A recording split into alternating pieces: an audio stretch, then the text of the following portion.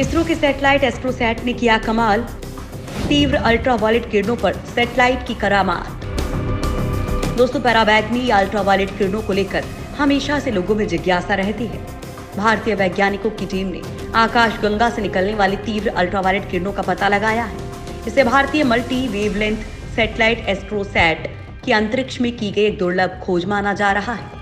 पुणे स्थित inter university centre for astronomy and astrophysics के माने तो आकाशगंगा में जिस अल्ट्रावायलेट किरणों की जानकारी मिली है वो धरती से 9.3 अरब प्रकाश वर्ष दूर है। अंतरिक्ष वैज्ञानिकों के अंतरराष्ट्रीय समूह की अगुवाई डॉक्टर कनक साहा कर रहे हैं, जो IUCAA में एसोसिएट प्रोफेसर हैं। इस खोज के बारे में 24 अगस्त को नेचर एस्ट्रोनॉमी में पूरे विस्तार से बताया गया है।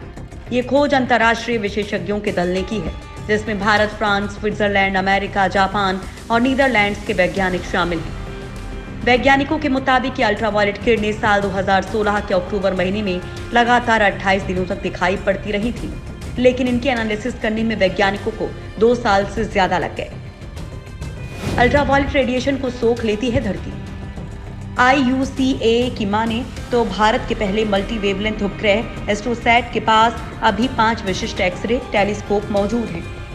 इनकी ताकत का अंदाजा इसी बात से लगाया जा सकता है कि ये एक साथ काम करते हैं और एस्ट्रोसैट ने AUDFS-01 नाम के आकाशगंगा से निकलने वाली तीव्र पराबैंगनी किरण का पता लगाया है।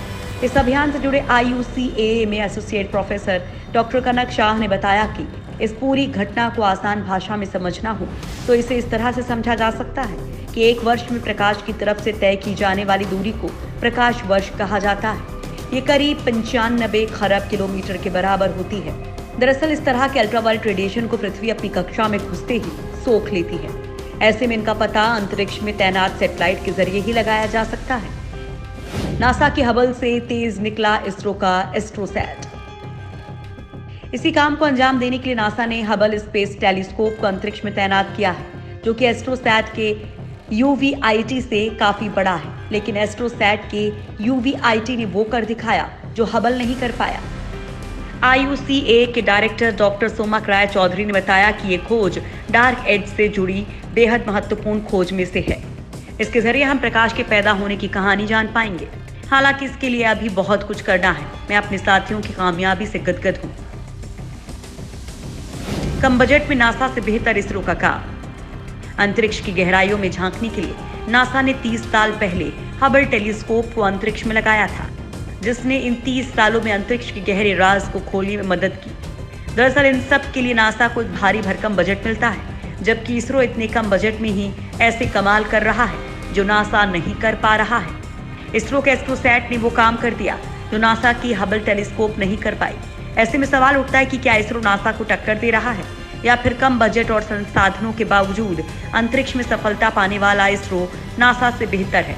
नासा और इसरो के अलावा भी रूस और चीन जैसे देशों की स्पेस एजेंसियां अंतरिक्ष विज्ञान में नए नए प्रयोग कर रही हैं, लेकिन नासा का नाम सबसे ऊपर है।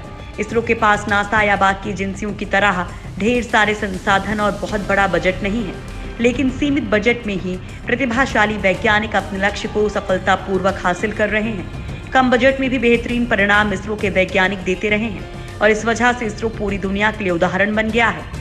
नासा या बाकी एजेंसियों से तुलना करें तो अमेरिका की स्पेस एजेंसी नासा का सालाना बजट $18 बिलियन यानी कि करीब 1290 अरब रुपए का है। यूरोपियन स्पेस एजेंसी का सालाना बजट $7 बिलियन यानी कि करीब 501 अरब रुपए का, जबकि रूस और चीन की स्पेस एजेंसियों का बजट $3 बिलियन का है। वहीं इसरो का सालाना बजट केवल $1.7 बिलियन यानी कि करीब 121 अरब रुपए है। ये बजट नासा के सालाना बजट के 10% से भी कम है, लेकिन इसके बाद भी इसरो ऐसे काम कर देता है जो नासा नहीं कर पाता।